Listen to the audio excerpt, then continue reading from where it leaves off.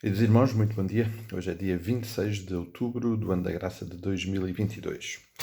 E na nossa reflexão matinal hoje, voltando ao Salmo 51 e na sequência daquilo que Deus partilhou connosco através do irmão Edu no domingo passado,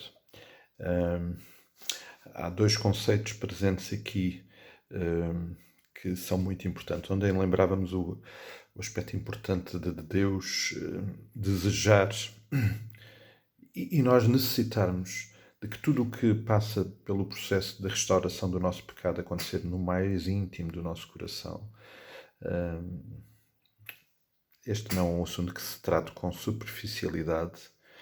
E no versículo 7 e 8 vão aparecer aqui dois conceitos importantes. Um é o da purificação e da limpeza, porque o pecado tem essa marca de impureza, de sujidade, bem pequeninos, para quem cresceu a aprender algumas músicas da escola dominical, lembra-se de cantar isso, que o meu coração estava sujo. Esta ideia do pecado sujar é algo que não é muito difícil de compreender. Aliás, esta é a experiência que Davi aqui experimenta e que partilha connosco. Todo o processo em que ele se encontrava nesta situação que o pecado provocou no coração dele necessitava de purificação, precisava de ser limpo. E, portanto, é evidente essa consequência e essa necessidade por causa do pecado. Mas o versículo 8 traz um aspecto interessante, que é uma consequência do pecado. Fala lá no versículo 8 que os ossos estavam esmagados. Esta é uma consequência dolorosa, traz-nos para uma dimensão de sofrimento, porque o pecado também faz isso. O pecado traz essa realidade de sofrimento para nós.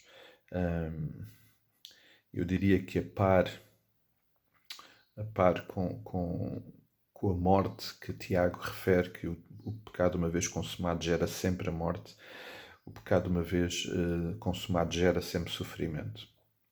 O nosso às vezes não é imediato, porque estamos, tal como Davi estava, anestesiados negativamente pelo pecado e pelo envolvimento do pecado. Mas uma vez compreendido, uma vez revelado, e Deus faz isso sem dúvida nenhuma, o Espírito Santo faz isso de uma forma muito prática e autêntica na nossa vida, porque Ele obviamente não pode pactuar com o pecado. E vivendo Ele e estando Ele em nós, a presença de Cristo é obviamente uma forma do pecado ser denunciado na nossa vida. Então, uma vez denunciado e compreendido, ele vai trazer sempre sofrimento, mas não esqueçamos que esse sofrimento, como Davi aqui lembrou, está primeiramente no coração do Pai, no coração de Deus. E essa dimensão de sofrimento aqui nesta circunstância é muito real, e Davi estava a lidar com esse sofrimento, não só o seu, mas também aquele que tinha provocado no coração do pai. Amados, estamos a falar de um assunto difícil, que é o pecado, e obviamente há sempre uma carga muito negativa, porque o pecado tem essa carga.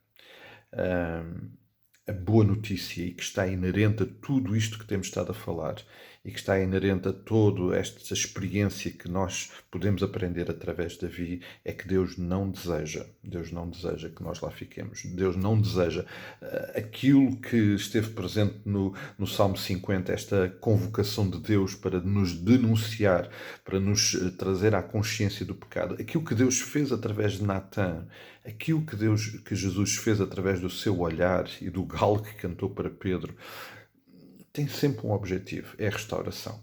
E Deus não deseja, apesar do pecado ter todas essas consequências para nós, Deus não deseja que nós permanecemos lá. E por isso a boa notícia é esta. Se é verdade que há sofrimento, que há morte, que há impureza, também é verdade que Deus está a fazer-nos passar por tudo isso para que haja restauração. Mas não pode haver restauração sem termos consciência destas realidades, e por isso da necessidade de pensarmos seriamente sobre esta realidade, uma realidade que é transversal à vida de todos nós. Ninguém está ausente desta situação. Ninguém no seu dia a dia pode ignorar todo este processo que tem a ver com o nosso pecado, com aquilo que, infelizmente, nestas circunstâncias, até que Cristo volte e nos leve para a sua glória, ou que Ele nos chame para a sua glória, inevitavelmente todos passamos por esta realidade e por isso isto ser da maior importância. Creio que vale a pena pensar sobre isto. Vamos continuar a cuidar-nos em oração. Mais logo estaremos aqui para o estudo bíblico e também para um tempo de oração em comunidade, em igreja. Todos estão convidados e certamente será um tempo muito abençoado para nós. Um forte abraço, um dia muito abençoado. Até logo. Até amanhã, até quando o Senhor assim permitir.